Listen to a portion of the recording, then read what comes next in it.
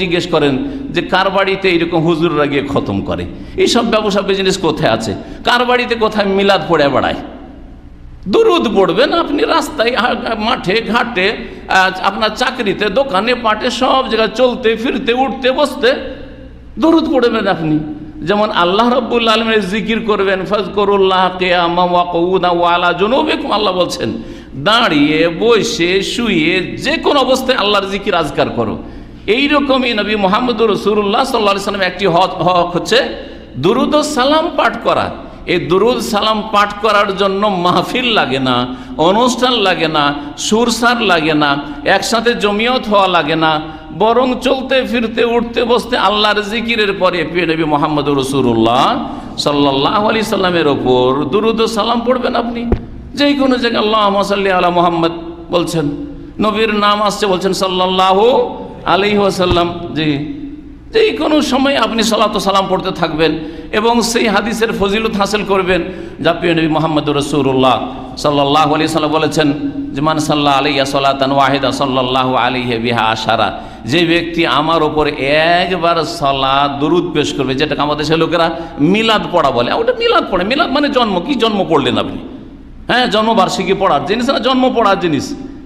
সালাত দুরুদ পড়ার জিনিস বা সালাম পড়ার জিনিস।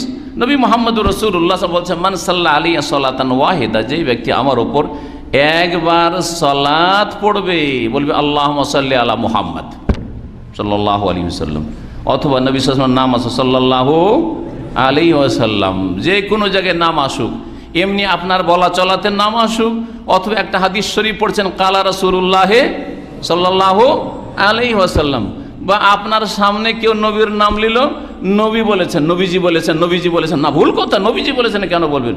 বলেন নবী মুহাম্মদুর রাসূলুল্লাহ সাল্লাল্লাহু বলেছেন, নাম বলিয়েন না, ঠিক আছে, কিন্তু বলেন নবী সাল্লাল্লাহু আলাইহি সাল্লাম বলেছেন, বা প্রিয় নবী সাল্লাল্লাহু আলাইহি সাল্লাম বলেছেন, রাসূলুল্লাহ সাল্লাল্লাহু আলাইহি সাল্লাম বলেছেন। যখনই নাম আসবে তখনই কৃপণতা না করে সাল্লাল্লাহু আলাইহি ওয়াসাল্লাম বলবেন। একবার যদি সালাত পড়েন আর সালাম পড়েন সাল্লাল্লাহু আলাইহি বিহা আশারা, তার বিনিময়ে আল্লাহ 10 বার করে আপনার ওপর রহমত বর্ষণ করবেন। এটার জন্য কি ফর্মালিটি লাগে, মাহফিল করা লাগে, আর মহব্বতের সাথে পড়ে আল্লাহুম্মা করা লাগে? না, এগুলো বেদাতি তরিকা, এগুলো নবীর সাহাবীরা করেননি। কেন এগুলো করবেন আপনি? আপনি দিনে কতবার দুরুদ পড়ে নিতে পারবেন? আপনি দোকানে বসে আছেন, দুধ পড়ছেন, মানুষের সাথে কথা বলছেন না, হয়তো হাত কাজ করছে, অনেক সময় হাতে কাজ, অনেকের হাতের ডিউটি, মুখের কোনো ডিউটি নেই। সেলফে সাজাচ্ছেন, অথবা হাতের কাজ করছেন, রাজমিস্ত্রির কাজ করছেন, আর কিছু মেশনের কাজ করছেন, বহু রকমের কাজ করছেন আপনি। হাত কাজ করছে, মুখ বসে আছে, কেন মুখ বসে থাকবে? মুখে আপনি কখন আল্লাহর জিকির করেন, কখন নবী মুহাম্মদুর রাসূলুল্লাহ সাল্লাল্লাহু আলাইহি ওয়াসাল্লামের উপর কি করবেন? সালাত ও সালাম পেশ করেন। এগুলো হচ্ছে ইসলামী সুন্নতি তরিকা, যা সৌদি আরব থেকে শিখার প্রয়োজন আছে, আর ভুলের সংশোধনের প্রয়োজন আছে। আমরা এই বলে যেন বসে না থাকি যে আমরা যেটা করছি ওইটাই ঠিক। আর এবার হতে পারে যে অন্যরা যেটা করছে ওইটাই ঠিক হতে পারে। আপনাকে এর জন্য একটু সন্ধান চালাইতে হবে, এর জন্য একটু মেহনত করতে হবে। আমি একটা ছোট্ট উদাহরণ দিই। মাঝে মধ্যে ইদানিং দাম্মাম শহরে ইন্স্যুরেন্স সবারই আছে, তাই না? প্রায় লোকের ইন্স্যুরেন্স আছে, আর প্রায় ক্লিনিকগুলিতে, হসপিটালগুলিতে ইন্স্যুরেন্স কভার করে। এটাই নয়, ওইটাই নয়, ওইটাই করে। বাংলাদেশে কিছু ডাক্তার আছে, আমরা কিন্তু সবার কাছে যাই না। 5 জন যদি ডাক্তার থাকে বাংলাদেশি, ওর মধ্যে কে বেশি ভালো, কার হাত যশ বেশি, কার ডিগ্রি বেশি, আমার যে রোগটা আছে এটা সম্পর্কে কোন ডাক্তার স্পেশালিস্ট বেশি বুঝে, ওর কাছে কিন্তু যাই। আমরা অন্ধ হয়ে একটা বাংলাদেশি ডাক্তার হইলেই চলে যাবো, আমার ভাষা বুঝলেই হইলো, এরকম কিন্তু করি না, করি। বরং একদিন আমি বসে আছি, এক বাংলাদেশি ডাক্তারের কাছে আমি যাব, কারণ আমার পরিচিত মানুষ, আমি পরিচিত ডাক্তারের কাছে, ওর ওপর আমার আছে। আর একজন আমাদের দিনী ভাই সেন্টারে আসে, ও বসে আছে আরেকটা ডাক্তারের কাছে। আমি বললাম যে আপনি কার কাছে বসে আছেন, বসে কেন আছেন, এখানে তো আমাদের ডাক্তার। তো বলছেন না, আমি ওই আরেক ডাক্তারের কাছে। কি নাম? অমুক নাম বললো। কোথাকার? বলছে কেরালার। কেরালার ডাক্তারের কাছে কেন যাবেন?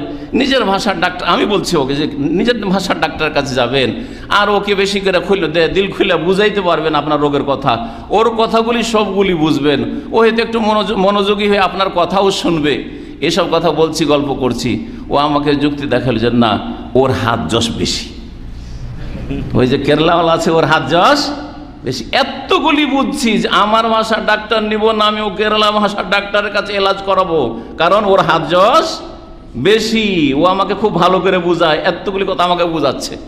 দুনিয়া এত বুঝছেন, আর দিন ইসলামের ব্যাপারে ওই আপনার গ্রামে আপনার শহরের দেশে যে ইসলাম পেয়েছেন ওইটাই মানবেন, আর সৌদি আরবের ইসলাম শুনবো না মানবো না, এটা কেন? আপনাকে তলাশ করতে হবে না? অবশ্যই তলাশ করতে হবে। আল্লাহ যেন হক তলাশ করার তৌফিক দান করেন। সম্মানিত ভাতৃমণ্ডলী, কোরআন সহজ, কোরআন